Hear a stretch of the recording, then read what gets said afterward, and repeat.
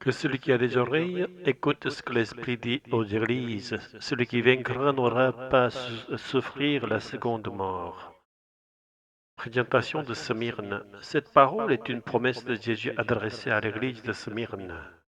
Smyrne est aujourd'hui la troisième plus grande ville de Turquie et porte désormais le nom d'Izmir. Dès le premier siècle, époque à laquelle l'Apocalypse fut réalisé, Smyrne était déjà un centre commercial prospère et l'une des 4 grandes cités d'Asie mineure. Le célèbre père apostolique Polycarpe, reconnu comme un disciple direct de l'apôtre Jean, y fut martyrisé en l'an 155 et il fut brûlé vif dans l'amphithéâtre de la ville. L'oreille est l'organe externe de l'ouïe. C'est par elle que nous percevons les stimulations sonores extérieures, lesquelles sont transmises aux neurones du cerveau pour nous permettre de comprendre le sens des sons que nous entendons. Ainsi, dans la Bible, le mot oreille est aussi utilisé comme métaphore de la capacité à écouter et à comprendre. L'expression que celui qui a des oreilles écoute apparaît à plusieurs reprises dans la Bible. Cette formule implique par contraste qu'il existe des personnes sans oreilles au sens spirituel du terme. Il ne s'agit évidemment pas d'une déficience physique, mais d'un manque de disposition intérieure ou d'un refus d'écouter la parole de l'Esprit. L'apôtre Paul affirme que cette disposition vient de Dieu. Romains 11, 8.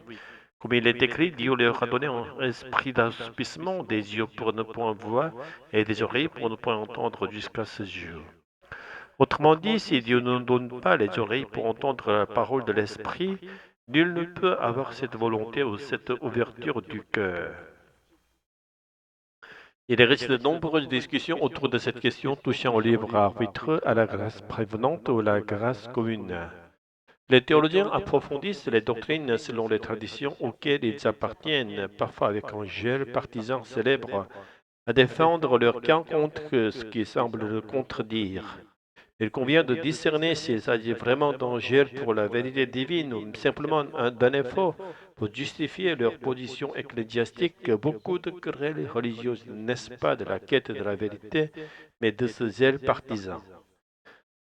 En croisant les deux textes bibliques cités aujourd'hui, Apocalypse 2 et Romains 11, il apparaît que les oreilles pour entendre doivent nous être données par Dieu. Dieu seul a créé l'être humain à son image, et c'est en cela que l'homme reçoit la capacité d'écouter. Mais la Bible enseigne aussi que le premier homme, en choisissant de suivre l'adversaire de Dieu plutôt que Dieu lui-même, a perverti cette image. Ainsi, même les oreilles spirituelles ont été corrompues.